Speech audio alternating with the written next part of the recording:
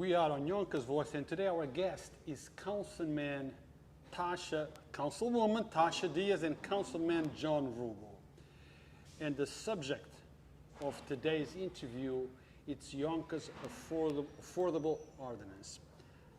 Guys, there is lots of talk. There is lots of misunderstanding. There is lots of things that people are not understanding, but formulating an opinion based on that.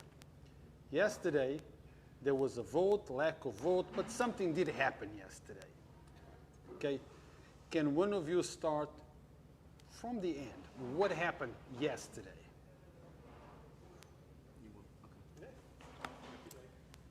So yes, we did go into chambers, but before entering into chambers, I was under the impression that we were not going to take a vote on it, that we were gonna all come back to the table and come to some kind of agreement as to a comfortable number. Because, let's go back, when we first voted for 20%, I never got a seat at the table when this legislation was drafted. So when it was brought forth, I explained that. You know, I didn't get a seat at the table, I didn't get a say so, and I was under the impression that once we voted for the 20%, if it was vetoed, that we would come to the table and that we would be able to talk about it. Those talks never happened. Instead, those talks happened with certain organizations, and I still wasn't able to get a seat at the table.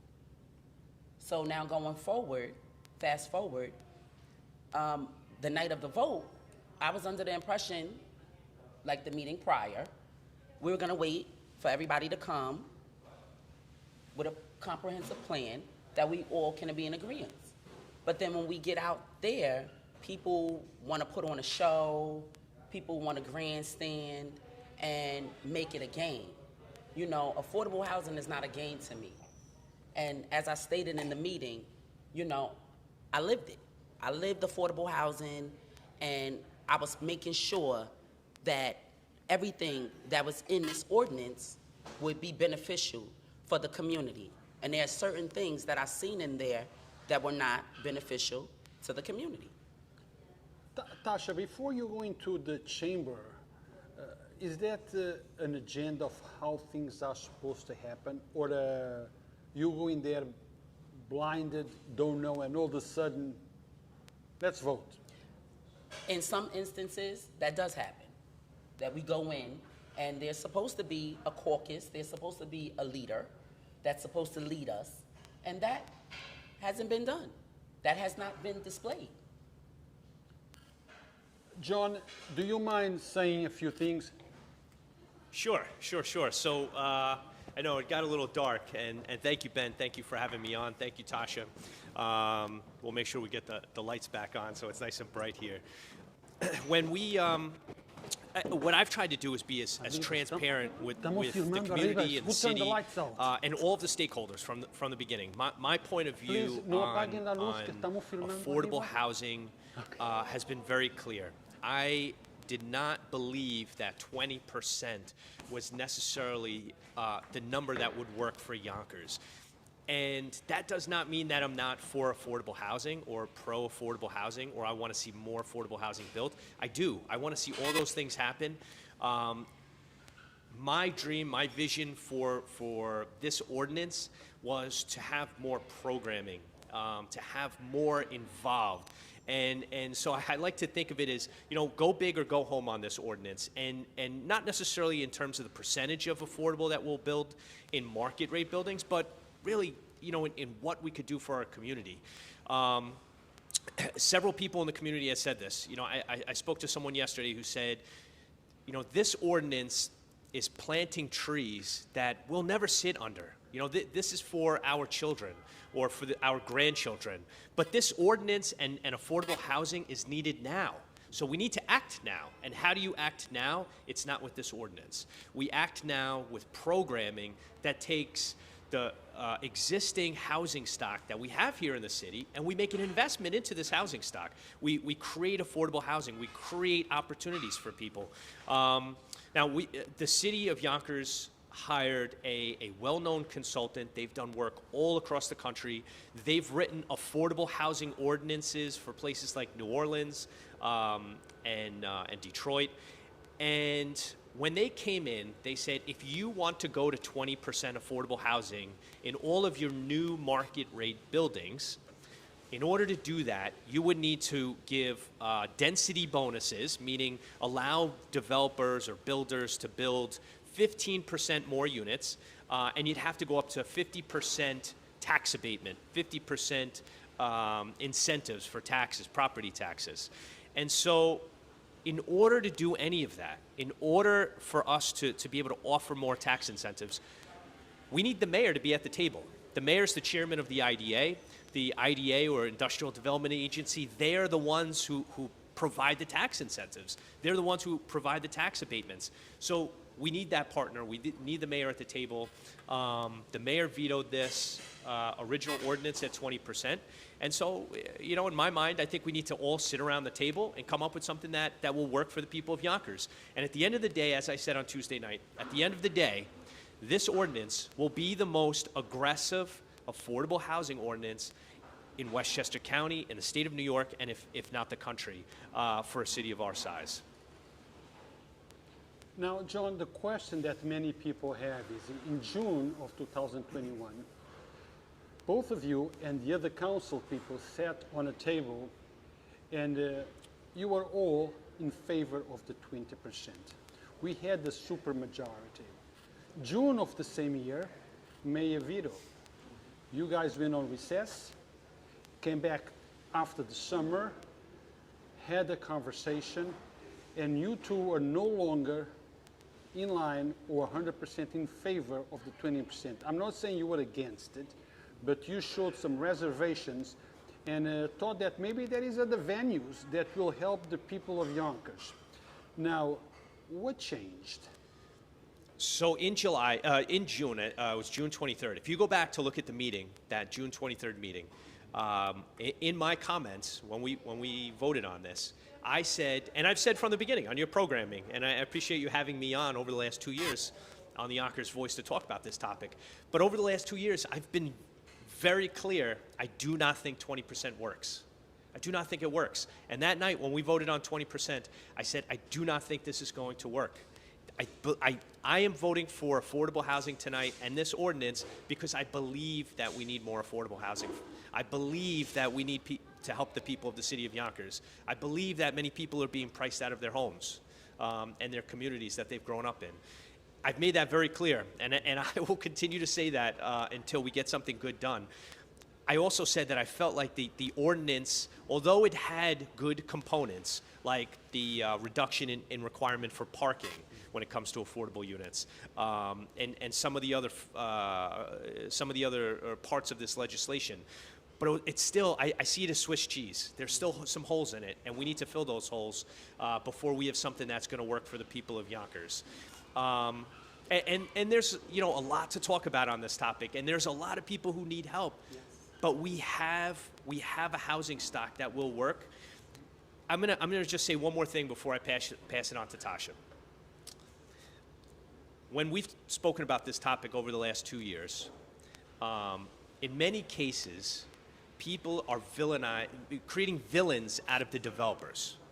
They're creating villains out of the people who are coming in and getting their plans approved, taking a risk, and building housing here in the city. But they're not the villains, right? And we've talked about this here on the Yonkers Voice. If you open a business and you need to go to the bank for a loan, the bank wants to know if you're going to be profitable, right? They want to know, will you make enough money to pay us back?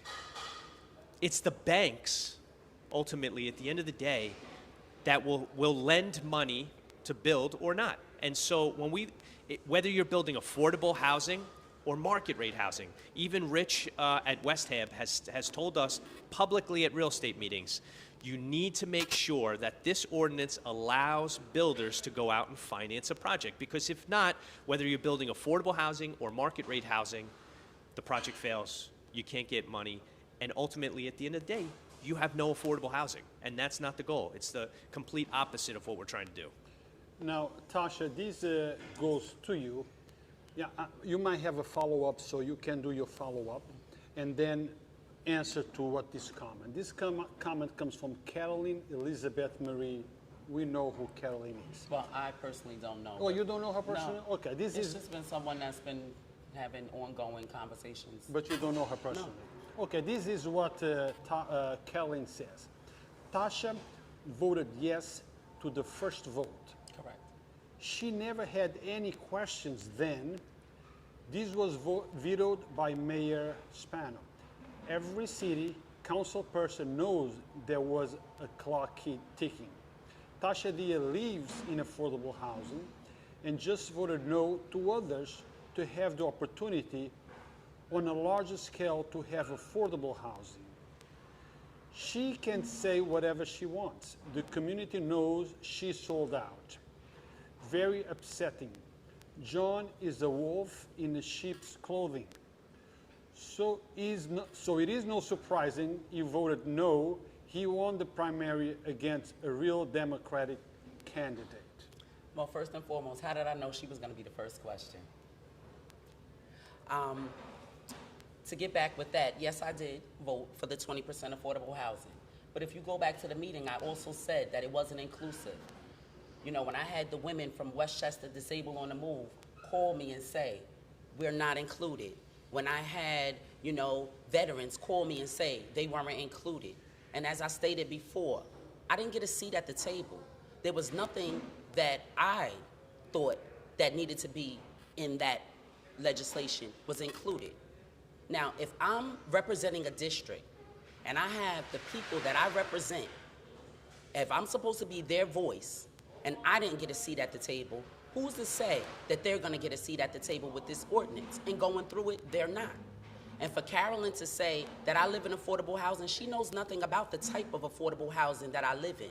See, that's where she's wrong, because the affordable housing that I do live in is the affordable housing that I'm trying to bring into the city.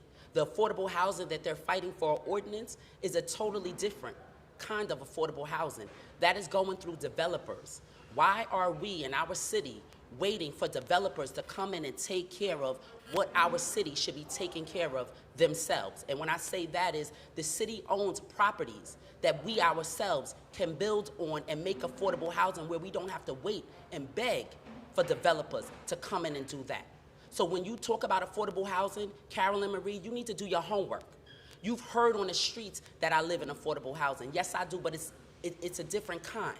And as I stated before, if you would like to sit down and have these conversations with me so I can educate you on the real type of affordable housing, when I had people that came into that meeting and said to me that they lived in Mofa Gardens, when they were tore down, they were supposed to come back and be the first people to be housed in those apartments. They're not, okay? There are people that are still waiting to be housed. They filled out multiple applications throughout these developmental buildings that are going up and haven't gotten a call back. That is a problem. So when this ordinance says to me that there's a registry for what? Who is going to control this registry? How will I know the people that I represent in Yonkers will get a seat at the table when this registry comes out? Who's going to control it? We have no control over that. But if we take the land that we have that is owned by the city and demand that they build totally affordable housing on these properties, that is making an indentation. So when people say this affordable housing is for homeless, that is smoke and mirrors. It is not. This affordable housing would not address the homeless. That was also stated in the meeting. Also in the meeting, it was stated that they knew that there were holes in this affordable housing. And for us to vote on it now and go back and fix it later. Why can't we get it right the first time? That's the problem with Yonkers. Nobody went through this with a fine-tooth comb. I was criticized when I went through Commissioner Deeds with a fine-tooth comb. They criticized me on that. But you know what? I prevailed on that because there was a lot of things that were happening with Commissioner Deeds that shouldn't have been happening. Applications not filled out properly. People not signed off on certain things. I found that. I was criticized. But then afterwards, they came back and they gave me my accolades for that. There's nobody that sits there that can tell me what's the difference between what affordable housing. Now, John, he admitted that he was not savvy in that, but he actually sat down with me for me to understand when we talk about programs, what kind of programs. Because yes, I do live in affordable housing, but my affordable housing is based on a program, Carolyn Marie. These are the programs that I want to bring to Yonkers. But if you sit down and you give me a chance, instead of beating me down for something that you have no knowledge about, we can have these productive talks. But it seems as if you don't want to do that. You want to go by what someone told you. But what happened at that city council meeting is they pulled the wool over your eyes. The people that drafted this legislation that didn't give me a chance at the table, as well as John, they were running for office. This was something that was employed to make sure that they got the votes that they needed. I didn't do that. I've been genuine, I've been honest, and I've been nothing but that since I've been elected. The people that came out that night and sat and clapped for me when I spoke for them, those are the people that I represent. Those are the people that I want to help. And I don't know what side of Yonkers you live on, but I come from the South Side, born and raised. So there's nothing that you can tell me about affordable housing when it comes down to that. Now, this question comes from Lorraine Lopez. John, do you want to add anything to what? No, the only thing I'll add that you mentioned earlier, there was a question about the timing of this vote. This was pushed through towards the end as people had primary challenges. I talked about, in my campaign, I wanted to see more affordable housing. And I never mentioned 20% because that was never in my vision, as I've been very clear, right? But others were pushing for 20%. They wanted to see 20%. And they were pushing for that right to the end. They wanted to push to have a vote, like the soon-to-be former council president wanted to push to have that vote before the primary. But it's important that we get this right. We ended up voting on this the day after Election Day. So to answer your question, I would say that I never voted on this before my primary on June 22nd. We voted on it June 23rd, and I've been very transparent on my position on this. Now, this question goes to any one of you, because we are live and people are asking questions, and this is all about informing the people, so people don't make their minds based on something that they heard from here or heard from there. And that's what's been happening. Exactly. So this question comes from Lorraine Lopez. What is the difference between affordable housing and low-income housing? Working poor cannot necessarily afford affordable housing. Correct. And this is why it's so important to have programming tied to this ordinance. Correct. We need to, if we could create a way, for example, West Hab has housing for people of different levels of AMI, area median income. The area median income is what determines a person's annual income, whether you're a family 1, 2, 3, 4, 5, 6, etc., and at what level you fall into. If you go on to either the City of Yonkers website or Westchester County, you'll see there's a chart for AMI. While we're on AMI, some people will say, well, we need to worry about Yonkers AMI. What's Yonkers AMI? Yes, the Yonkers area median income is less than Westchester County as a whole. However, Yonkers AMI is not recognized by the federal government. And because it's not recognized by the federal government, it's not a regional AMI that can be used when you go for loan programs or for tax incentives. So that's why we need to use Westchester AMI. Now, we need to just keep that in mind so that maybe we do need to come down to some lower parts of the AMI to help the folks here in Yonkers where the area median income is lower. The difference between low income and affordable, this ordinance is really only looking at addressing the people within the more affordable range. This is affordable housing, not low income housing. And however, there is a great need for that low income level and the assistance in that level. So we need to come up with this program. We need the programming to be able to say we're going to not only help people in the 60 to 80% of AMI or 80 to 100% of AMI, but we're also going to help the people who are in the 20 and 30% of AMI. You know, maybe it's a two-person household. Maybe one person is working. And maybe the other person is still going to school. Maybe they have two kids. Maybe it's a single parent with 3 kids. We have to be able to help those folks in the lower part of the area median income, and the ordinance doesn't do that. That's why it's important to come to the table, sit down, and draft something that's all-inclusive, and get it done right. We can create a model for Westchester County. We can create a model for New York State and for the country. People could look at what we're doing here and see how they could model it. With someone else does? Why do we always have to piggyback off of what somebody else does? Why doesn't Yonkers want to stand up and be proactive and address the issues that we have here? Like when they talk about, Carolyn likes to throw up my affordable housing, so let's go back to that. I live in mixed housing. People may or may not know that, but Tiana Taylor, her grandparents live in my building. She's a famous rapper from Harlem.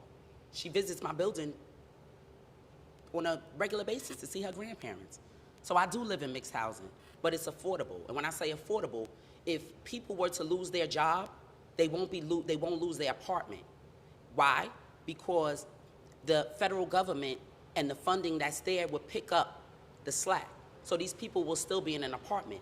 This quote-unquote affordable housing that they're referring to is not affordable, because if that person loses their apartment, they lose their apartment. If they lose their job, they lose their apartment. They're out on the street. These programs that you put in for 20 years, that you lock down for 20 years and 10 years, these are programs that the banks are most likely give you monies for, because they know for 20 years they're guaranteed their mortgage to get paid, because there's programming there. Now, guys, we have to take a second for a commercial. We are at Dos Marias 200 New Main Street. This is a great place to come and have some Mexican food, have some Mexican music, karaoke. Actually, I think Wednesday, John Rubbo and Tasha Diaz will be here performing. Is that true? Or? Maybe. Maybe. It's a maybe. So come on down and see. But we also have another great place that you can go and have a beer at the end of the day. So you can wind down, relax, listen to soft music, light rock, or whatever they play. It's called the Yonkers Brewery. Come on down, support your local businesses, guys. We need to do more than just talk. We need action behind your words. You want to talk about how COVID hurt us? You want to talk about all that, how hard local business got hit? Well, let's help them come back up. And the way that we can do that, it's by supporting them. Now, I have to put this comment down that just came from Johnny Limo. He says, all roads lead to mayors. Simply put, if he does not want 20%, he won't get 20%. As simple as that.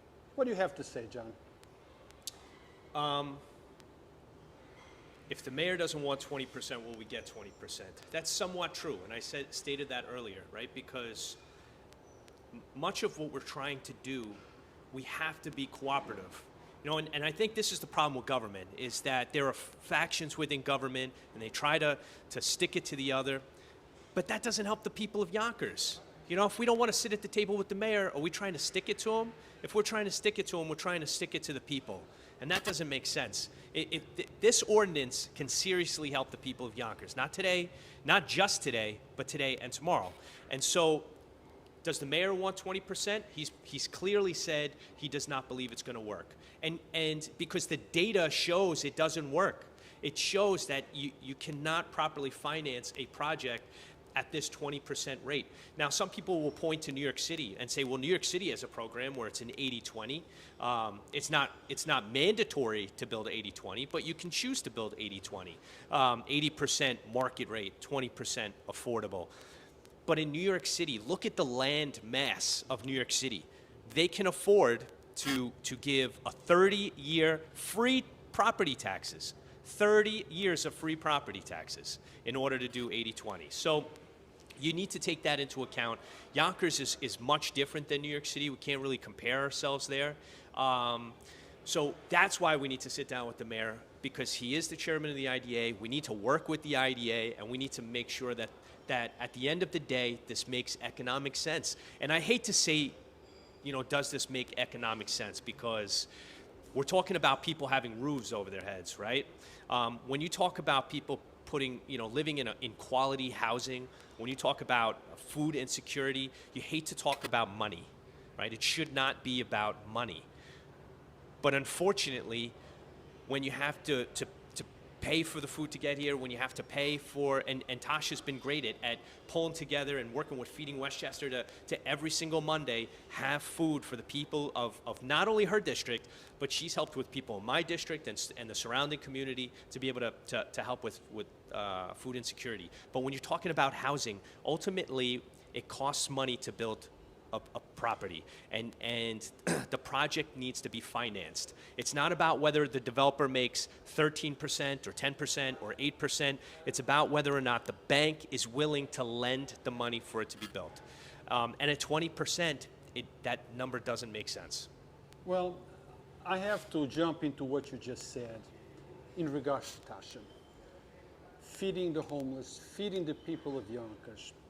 And I have heard some criticism that Tasha was not elected for that. But I have also to add that I know Tasha for many years, even before Tasha was elected to anything. And one of her very main concerns was feeding the people of Yonkers. I met at many buildings where we were giving food. So actually, I wish we had more council people concerned with the people of Yonkers in the way that she is. She's doing her job and feeding the people of Yonkers. If every single council person did that, instead of just focusing on their district, we probably would have a much better city. So I give kudos to Tasha for that, not as a criticism. Not as a criticism. I've been getting a lot of criticism about Yeah. And Ben, I'm glad you said that, because Tasha is a council person who genuinely cares about the city and who genuinely cares about the people in her district. And she should not have to defend that. And at the end of the day, it's human nature. We cannot make everyone happy. If you try to please everyone in the city, you will fail. And you cannot please everyone. I've been criticized for not doing enough food drives, and Tasha's criticized for doing too many. So at the end of the day, you're right. It's about getting out there and helping the people who are in need. And thank God Tasha's doing that. But they don't criticize the ones that just started a food drive because they are elected officials and use that for political gain. Those are the people that they don't talk about. Now, Tasha, I see lots of people supporting you, what you do, but I also some not so nice comments about what you do. Of course. And I have to read them to you so you can defend yourself. Of course. Okay? If you feel the need to. Is this like the Jimmy Fallon, when Jimmy Fallon reads the mean tweets? Oh, Is that, there you go. There you go. So this is a comment from actor Santiago. Not surprised. Okay. Tasha Diaz is a bully. She talking about come talk, but then don't answer or call the cops. Cut it out. Now, you already know what he's referring to, so let's clarify that. He was not in presence, so he's talking about an incident that he has no recollection of. Once again, it's hearsay. You were there for one of them. I was harassed. You were there. I was harassed. I was bullied, actually. There was a colleague of mine that was present that never even stood there to help me. And yes, the cops were called because the residents that were there that believed in me were being, they were defending me because I was being attacked. So to keep it all neutral, yes, the police was called. Rue, you were there. You could back up my story. You were there. I actually can back up the story because I was there. Correct. Okay, Tasha did not attack anyone. She was attacked. Actually, I was verbally attacked, not just on that day, but another day through Yes. another media. Yes. So if we're going to be talking about things, let's talk about the truth and not what other people told us was the truth. Correct. And the second incident he's talking about is when I'm at a food distribution and I have flip-flops put in my face saying, you know, about the veto, when I have a camera in my face, when I have signs, when I have people that just come out of nowhere and ambush me in the middle of a distribution, a non-for-profit distribution at that, where we are not allowed to talk politics. I asked them to please exit. They refused to exit. Now, I have a permit for that space, and I'm not going to lose my distribution and talk politics at a food distribution. And it was during the summer, the summers where other people were out gallivanting around, and I was out servicing the community during the summer, my summer, that I was supposed to or should have had to myself. I gave my summer to the community, but people don't see those kind of things. So when I feel as if I'm backed in a corner and I asked them on numerous occasions to please exit, because I'm not going to lose my food distribution and put that in jeopardy for the entire city because someone wants to come and ambush me. So yes, the police were called for them to exit. I think I handled it in a very professional manner. But when I have bullies, as such as the person that asks this question, that text me and say, what is my vote? I don't think that I should have to display my vote to Hector Santiago. I think that is something that is sacred to me. And as I stated in the beginning, I didn't have those talks with my caucus. And that's the problem. The people that we're supposed to have in the meetings for these talks, they're going out to organizations and having these talks and drafting these legislations. So is it in favor of those certain communities that they're drafting these legislations? And when I look into some of these community groups that they have spoken to when these are drafted, a lot of these people don't come outside, don't live in Yonkers. They come outside Irvington and places like that. So that right there is a red flag to me, that they're not here for that those things that they're doing are not for my community. It's to benefit people outside of my community. And you know what? Paint me the bad guy because I wanted to go through the legislation with a fine-tooth comb. If you go back to the meeting and hear what they said, it was stated that the legislation needed work, but let's vote on it and take care of it later. That is not a way that you legislate. So when people say that they elected me to legislate, that's what I'm doing. I'm going through it with a fine-tooth comb. And for that, I'm not getting respected. Why? Because I'm asking questions? You elected me to ask questions. You elected me to make sure all of the decisions that I make are beneficial for the community. Not only the community I represent, but the entire city of Yonkers. Hector said he's a consultant and he has the right to ask the questions. Now, He has the right to, let me get to that. He has the right to ask me questions, but he doesn't have the right for me to say which way I'm going to vote. That is my vote. I take everything into perspective when people do call me or ask me, but I don't feel like I have to sit there and say, yes, I'm going to vote this way, or no, because you know what, Rue? When you do things like that, once it leaves one person's mouth, it's misconstrued, and it's brought to a level where it shouldn't be brought to. But he shouldn't be mad at me. He should be mad at the people that put on that fiasco in the meeting.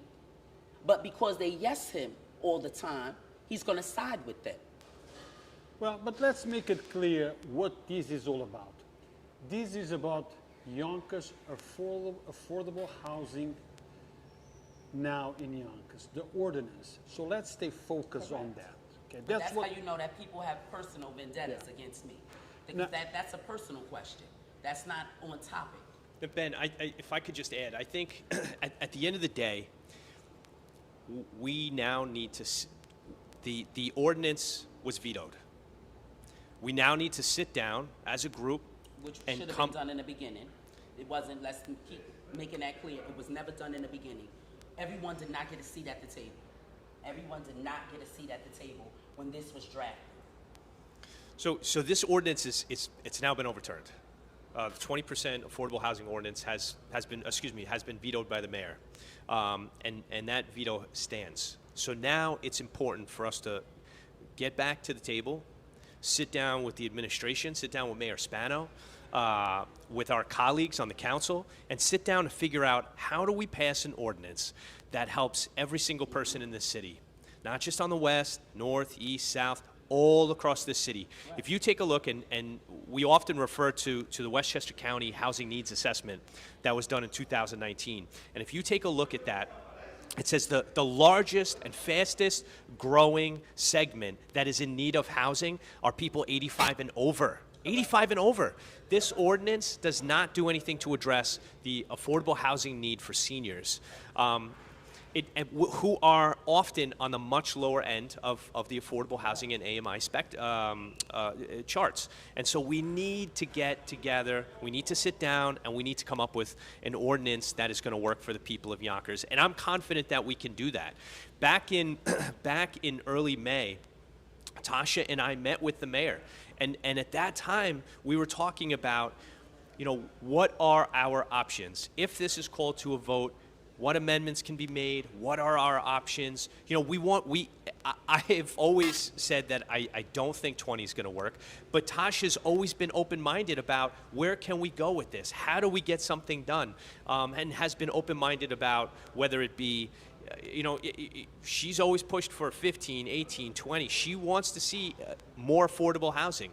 The mayor is proposing 13% with programming that is going to hit a lot of the points that we'd like to see. Investments in our current housing stock, investing in the community so that this way, we're seeing a lot of gentrification in the neighborhoods around the waterfront as prices go up. There's a way for us to significantly reduce and slow down that gentrification with programming, not with the ordinance necessarily, but with programming. And that's why we need to sit down and have these really good conversations with all together as a group of elected representatives for the city. Now, as we go further on the interview, I also want to make it clear that Yonkers Voice does not stand in either side of the spectrum. We are not in favor or against it. We don't have a percentage that we think is best and fair. Yonkers Voice is nothing but a platform where our elected officials or citizens can come on and express their concerns. The fact that I have A person, B person, C person here does not mean that I sided with those persons. I just give the platform where issues can be discussed, issues can be explained, and opinions are formulated based on information that is given. Now, which information is correct? Well, guys, this is on you.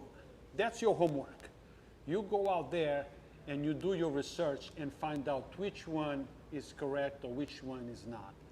Now, Keisha Skipper asks, what data shows that 20% does not work? So we have a report from HRNA. HRNA, as I mentioned earlier in the program, they're advisors that have come into the city, that have worked with municipalities like Detroit and New Orleans to create their affordable housing ordinances, and they've worked with cities all across the country. And they come in, they do an assessment to understand what does the market look like, what can the market bear in terms of building, and we're talking market rate building. That's what this ordinance addresses. We're not talking about 100% affordable in this ordinance. We are talking about how are we going to build 20%, 10%, 15%, 13% in a brand new market rate building. And in this report, this very lengthy, almost 100-page report, it says that if we go to 20%, we have to do very high density bonuses in adding all of these units and go up to 50% tax abatement and property tax abatement. Right now, the City of Yonkers IDA, as they incentivize builders to come in and build, we're at roughly 30% tax abatement today. So we need to take that into account. And when as I said earlier, and I've said 3 times already today, the mayor is the chairman of the IDA. We need the IDA at the table. We had the IDA come and present to to the real estate committee. We've had Rich Nightingale from West Hab, a 100% affordable housing developer who's doing several projects here in the city and has over the last 2 decades. He came to a real estate meeting and as an affordable housing developer said, the 20% will not work the way it's been designed, but you have to take certain things into account. You need to take into account, can a project get financing from a bank? Because if not, the 20% doesn't work. And that's where we get that data from. This is not something we're just passionate about and thinking of. We've brought together, and I had lengthy conversations with Rich before our real estate meeting. I had a very lengthy conversation with a law professor who focuses on affordable housing up at Pace University. We've had conversations with our municipal housing authority, with market rate developers, with attorneys.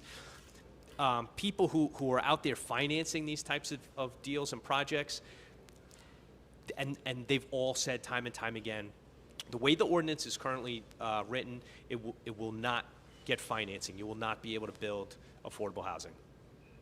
Moving now to Tasha, but I think this question can go to either one of you.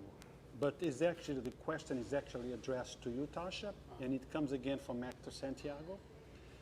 He says, can Tasha actually show data and or a plan of action regarding the type of studies that will be done?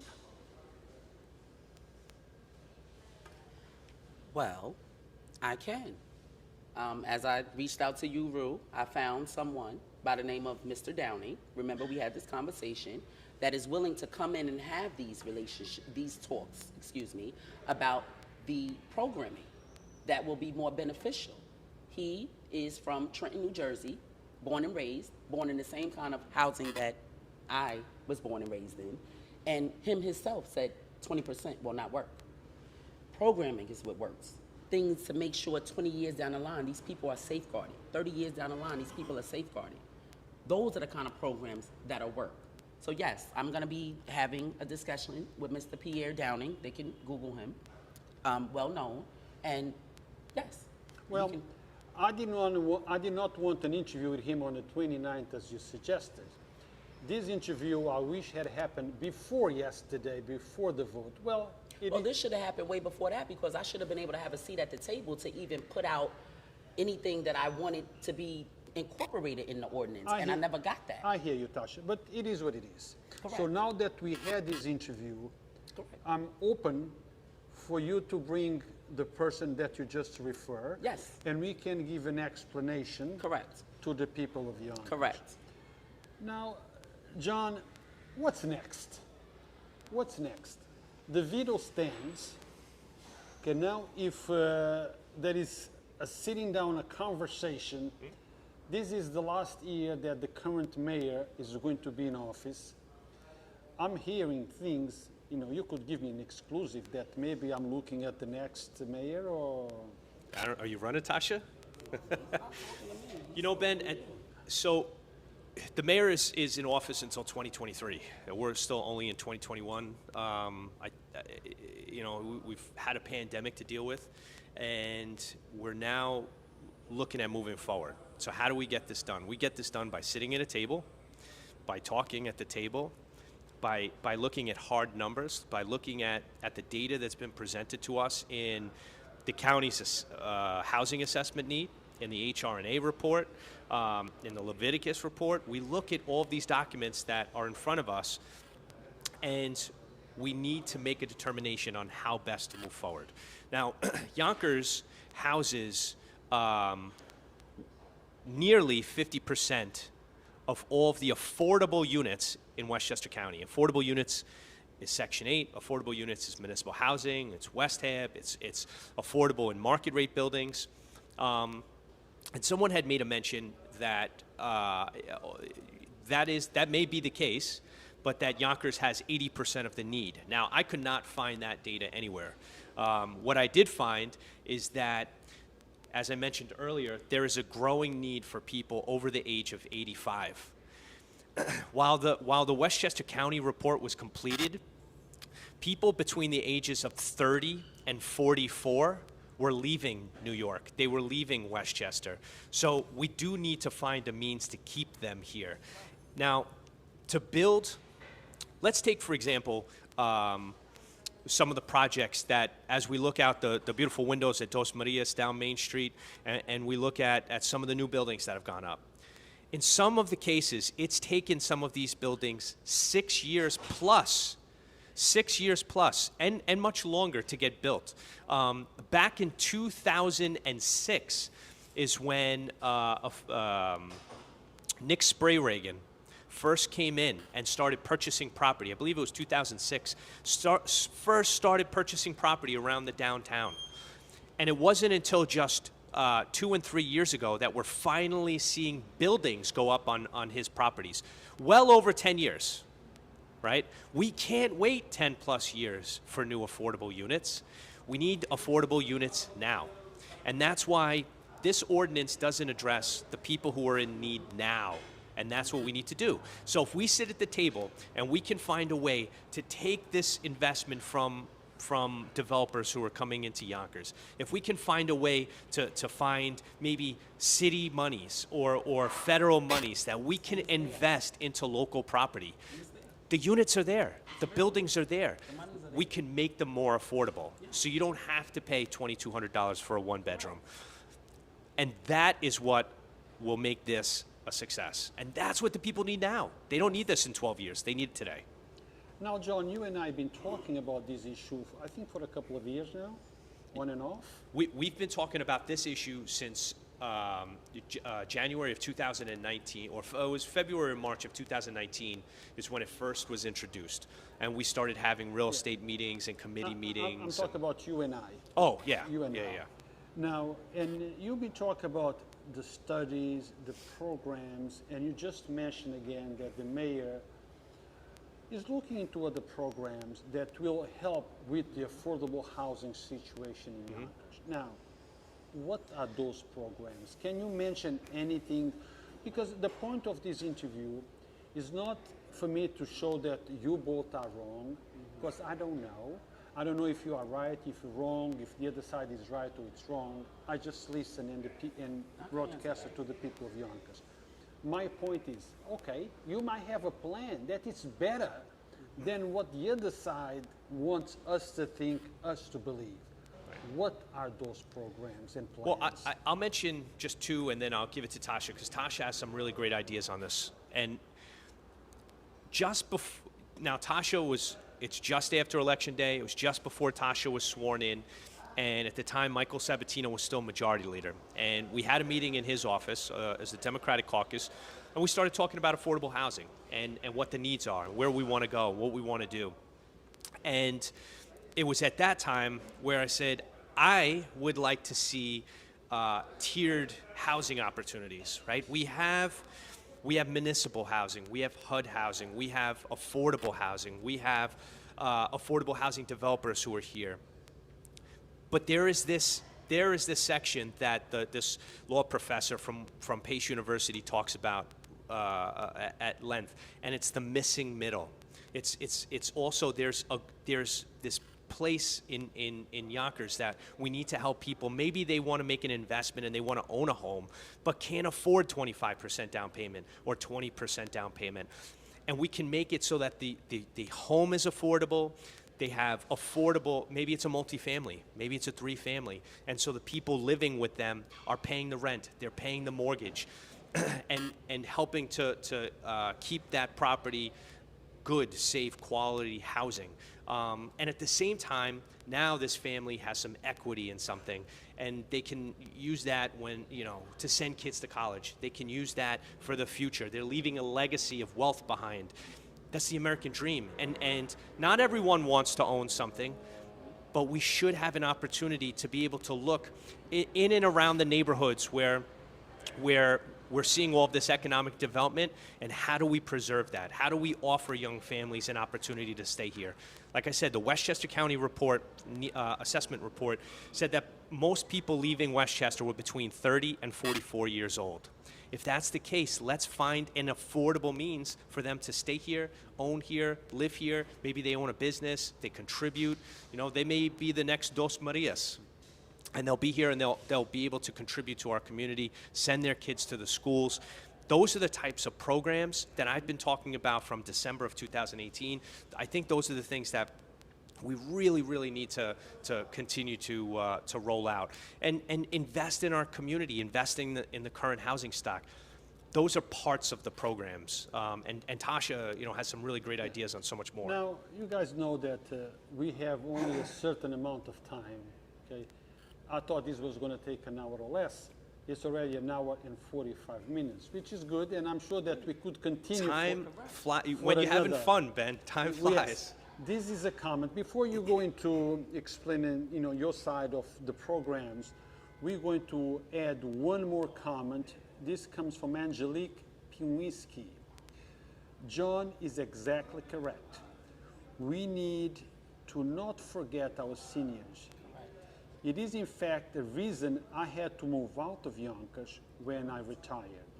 I could not afford the rents. Right, and Angie is still a vital part of Yonkers, an important part of St. John's Church in the Square, an important part of our historical society, our LGBTQ community. That is a person you don't want to lose. They are Angie is the type of person who here in Yonkers contributes to our community, who makes Yonkers the great city it is. And the fact that we lost her is a loss to the city of Yonkers. And that's why we can't wait 10 and 12 years for something like this ordinance to be successful. We need to do it now. And we can do it now with some of the programs as Councilwoman Diaz has been talking about, and I'd like to see, and that we can roll out over the next, 18 months. Well, guys, we could conclude this right now, but I want to give that honor to Councilwoman Tasha Diaz. Maybe you want to say a few words about the programs. Sure. And then on that note, we will conclude today's interview. I thank you all for watching. Hopefully that you will continue to be on Yonkers Voice and asking your friends to join Yonkers Voice, because this is the platform where your voice is heard, not my voice. This is not me about anymore. This is about giving you the information that you need so you can digest and formulate your opinion based on what you hear from the horse's mouth. Are they right? Are they wrong? That's not for me to decide. That's for you to decide. So, Tasha, take the mic. Thank you for having us, Ben, because I know you want to leave it off with Tasha. But thank you for having us and allowing us to have this conversation, because, it's important now that we've gotten past this vote on Tuesday. We all need to sit down at the table, get something done for the people. I look forward to coming back on with Tasha, and we'll be able to tell you exactly what the ordinance will look like and how we're going to get it passed, and we'll have not only the support of the mayor, but God willing, we'll have the support of all 7 council members. Well, platform is yours as well as is mine. So anytime you need us, we'll be there. So Tasha, take the honor of doing the closing. Well, in closing, they referred to some of the programming. Me being out in the community, the programming that I've been asked to help them utilize, Section 8 vouchers. There's a lot of people that are in need of vouchers. There's a lot of people that need their vouchers upgraded. The vouchers that they have now and the rents are going up is not sustainable. So that's something else, that we have monies that come from the federal government and the state to make sure that these programs are funded for these people. That's some of the choices. We have city lots that are owned, that are sitting there, that we own already, that we can get housing built and on there. And with that, hopefully we can bring in some apprenticeship jobs for the people throughout the community. Let them help us rebuild the community. People want to do that. They want to be a part of the community. They'll be proud to say, I helped build that building. I helped, lay that cement. So these are the kind of programs that I want to bring in. Programs that will stabilize Yonkers for the next 20 plus years to come. Not something that's a drop in a bucket that you're hoping and wishing that you win that lottery and you get called back. I have people that told me, I did get called back for the lottery, but after they took my first month's rent and security, they told me I didn't fit the criteria. That is heartbreaking. How could you call someone and tell them that they have an apartment in a building and then tell them, you know what, you don't fit the criteria? These are all the cries that have been brought to me from the constituents that I represent. So when those cries came to me, and as their representative, I weren't able to bring those to the table, that's a problem. If we would have done this the right way in the beginning, and people not grandstand and want to take, accolades for themselves, I think this ordinance would have been done, settled, and we could have started building already. But instead, it's a holdup. That shouldn't have never happened. And I'm hoping and praying that my colleagues are listening to this, and we could all come to the table with a comprehensive plan that everybody has a voice in to make this a better Yonkers. Thank you all for watching. Don't forget, if you are a little hungry, in the mood for some Mexican food, Dos Marias, located at 200 New Main Street in Yonkers, it's the place to go. Some food, a tequila at the end, or if you're coming from New York City and ending your trip at the Metro North Yonkers station and need a cold beer, Yonkers Brewery is the place to go. Thank you for watching. Until next time, continue to support Yonkers Voice. Tell your friends this is the place where the people of Yonkers is heard, where they can express their concern, and where we hold our elected officials accountable for the things they do bad and also for the things they do good. Thank you very much. Until next time.